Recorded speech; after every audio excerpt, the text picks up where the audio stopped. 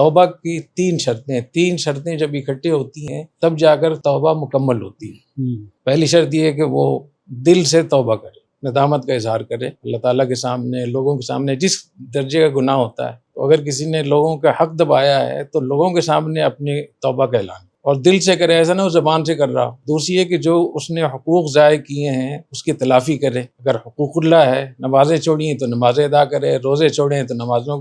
روزوں کی قضا کرے، اور اگر کسی کی زمین دبائی ہے تو واپس کرے، کسی کا پیسہ کھایا تو واپس کرے۔ یہ توبہ کی شرط ہے۔ اور تیسری شرط یہ ہے کہ آئندہ کے لیے یہ عزم کرے کہ میں یہ گناہ نہیں کروں۔ تو یہ جو میں نے گناہ کی بات کی، یا تو عام لوگ بھی تو اس گناہ میں شریک ہیں۔ جب کسی کو پتہ ہے کہ یہ جگہ قبضے کی ہے، یہ جگہ ناجائز جگہ ہے، اور جو سوسائٹی بن رہی ہے وہ ناجائز جگہ بھی بن رہی ہے، تو جیسے اس کے لیے بیچنا حرام ہے، اس کو لینا بھی تو حرام۔ اور ایسے لوگ میں نے دیکھے ہیں جو بہت لمبی لمبی تسبیحات پڑھتے ہیں، خانقاہوں میں جاتے ہیں، چلے لگاتے ہیں، لیکن ان چیزوں میں دوسروں سے آگے ہیں، کم نہیں، یہ ان سے دوسروں سے بھی زیادہ گناہ گار۔ تو ایسی جگہوں پہ اس کو آباد کرنے میں شریک ہونا، جو پتہ ہو کہ ناجائز قبضہ ہے، کیونکہ جو ارض مغصوبہ ہوتی ہے،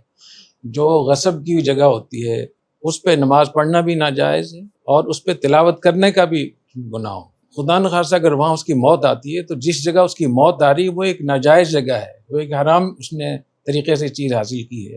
اور وہاں اس کے فرشتے اس کی روح قبض کریں گے تو یہ کیسا رہے گا؟ اس لیے میں سمجھتا ہوں کہ سب کو اس کا خیال رکھنا چاہیے کہ جب حکومتیں اور سوسائٹی وغیرہ بنانے والے لوگ اگر وہ گناہ کرتے ہیں، تو وہ گناہ کرنے میں ہم لوگ بھی شریک ہوتے ہیں، جو لوگ اس میں خریداری کرتے ہیں، تو ہمیں خود اس سے احتیاط کرنی چاہیے۔ یہاں چند سال پہلے خود احسن آباد کا علاقہ یہ 3 مرتبہ